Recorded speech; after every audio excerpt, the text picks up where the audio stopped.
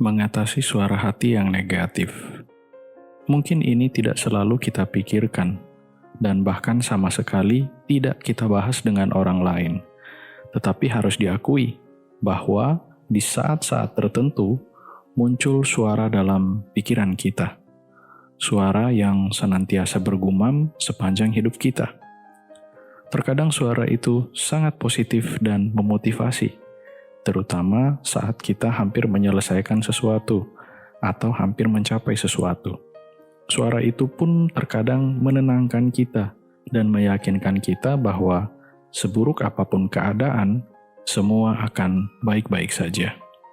Tapi tak jarang suara yang muncul malah sebaliknya, sangat negatif dan membuat orang menjadi malas. Terkadang suaranya seperti menghakimi kita atau membuat kita merasa malu. Suara negatif ini sangat bertolak belakang dengan suara positif yang memotivasi. Terkadang sangat jelas kita mendengar suara itu mengatai diri kita sendiri dengan kata-kata seperti dasar bodoh, tidak berguna, tolol, lemah, dan lain-lain. Dari mana datangnya sumber suara itu? Suara hati sebenarnya datang dari luar diri kita. Kita menyerap umpatan orang-orang yang ada di sekitar kita. Mungkin dari orang tua kita yang sedang marah, gertakan saudara kita yang membuat nyali kita ciut, ancaman dari tukang buli, atau kata-kata guru killer di sekolah. Kata-kata negatif itu terserap ke dalam pikiran kita. Karena bisa saja di masa lampau, saat kita mendengar kata-kata itu, dia masuk ke level kesadaran kita yang paling dalam. Salah satu cara mencapai kebahagiaan dan kedewasaan adalah dengan cara memperbaiki atau mengubah konten suara hati yang negatif. Yang berarti dalam waktu tertentu, kita harus mencari dan menyerap sumber suara yang positif, yang meyakinkan, penuh percaya diri, juga suara yang membantu dan konstruktif. Lalu kita serap dalam pikiran kita. Sumbernya bisa saja suara teman kita, video motivasi, atau suara orang yang kita idolakan. Atau bisa juga dari sumber-sumber lain yang kita anggap bisa membantu kita. Kita perlu mendengarnya secara berulang-ulang, terutama saat kita berhadapan dengan kondisi yang rumit. Sehingga perlahan-lahan suara-suara positif itu mulai terasa normal dan mulai menjadi respon alami kita. Hingga akhirnya suara itu terasa seperti berbicara dengan kita dan menjadi pikiran kita. Jenis suara hati yang positif berbicara dengan nada yang lembut, baik, dan tidak mengancam.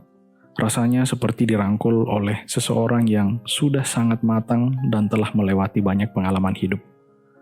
Suara-suara negatif terkesan menunjukkan bahwa cinta, rasa hormat, kebaikan itu hanya datang jika seseorang sukses secara duniawi.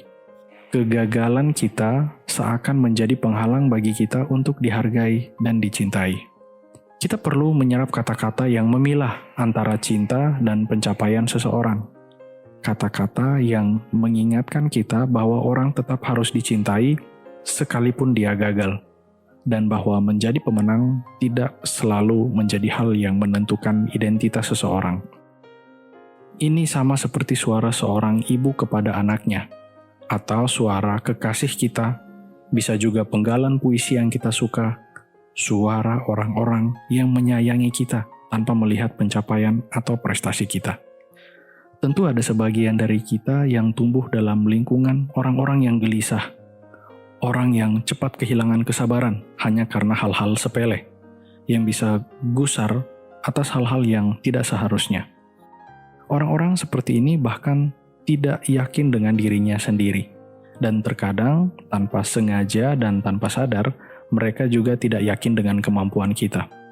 Saat kita menghadapi ujian sekolah misalnya, mereka bahkan jauh lebih stres dari kita.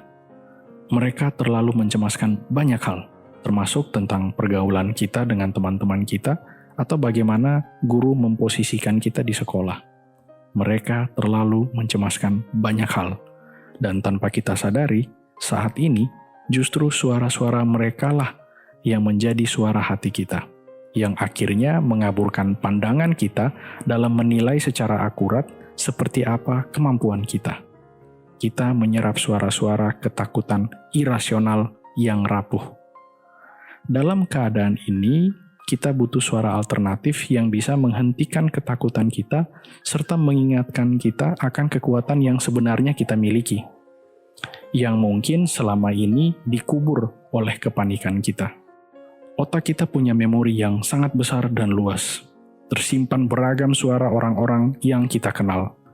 Kita harus mulai belajar untuk menekan tombol mute pada suara-suara negatif yang sama sekali tidak membantu kita, dan mulai fokus pada suara-suara yang mampu membimbing kita melewati tantangan hidup.